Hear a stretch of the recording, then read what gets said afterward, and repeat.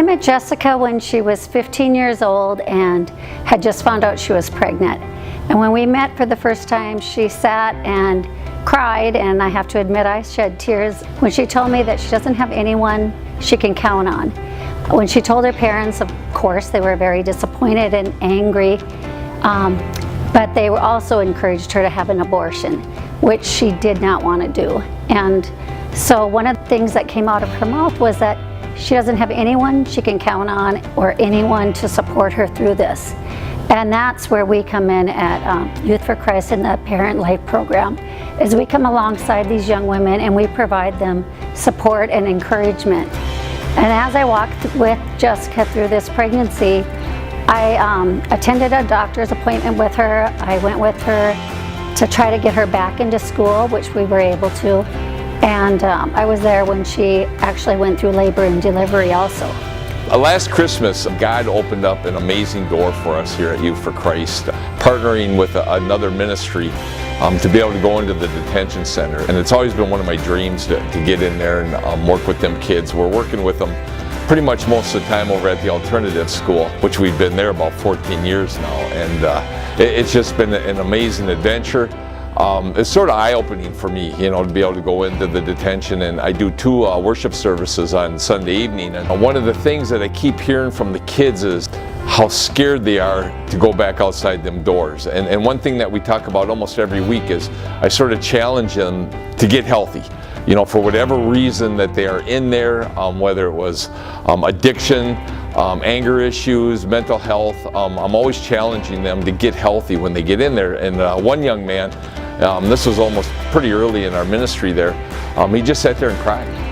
And he knew what was waiting for him out there. He got busted for meth, and he'd finally gotten himself cleaned up and straightened out, but he knew what was waiting for him when he walked out them doors.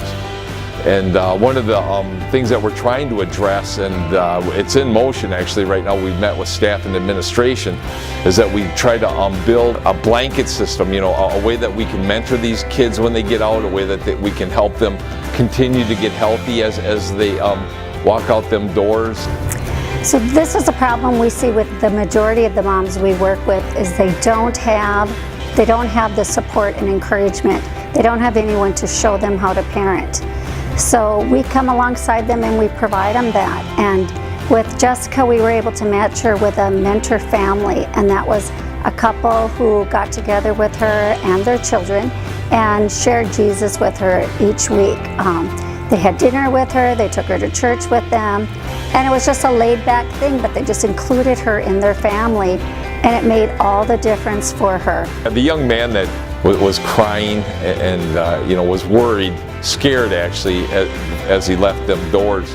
I really don't know what happened to him. You know, I bet I probably saw him maybe 2-3 weeks, and that's sort of how it is at the detention center. Sometimes you see some of the kids for 2 months, and sometimes you see them 1 or 2 weeks. But what we want to do is, you know, catch the next kid and to be able to pour into the next kid. Jessica's story isn't unusual. We see this type of thing with most of the girls we work with. When we first meet them, they really seem hopeless, and they're so discouraged, and they feel like they are worthless. They've really been shamed. But as we work with them and as we match them with a mentor family, we see that change. We see light in their eyes again. We see that they have hope. We watch them fall in love with Jesus, and the really exciting thing for me is to know that the difference it's making in their lives, but also see the difference it's making in the lives of their children.